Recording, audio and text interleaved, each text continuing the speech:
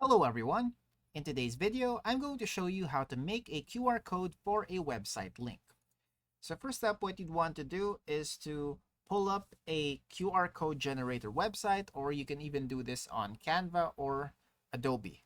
But if you want an easy, quick link, then you can just make use of qr-code-generator.com.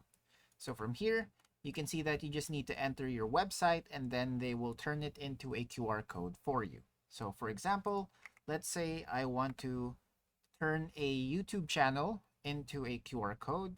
So I'm just going to head to a specific or any YouTube channel of my preference. So maybe this one right here. Then I'm just going to copy the URL. And then I'm going to head back to QR code generator and paste it on this field.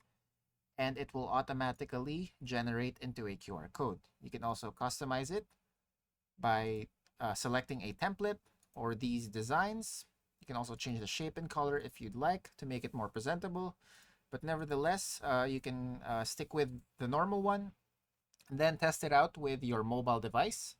So just scan it with your phone and you should see that the QR code will lead you directly to this URL.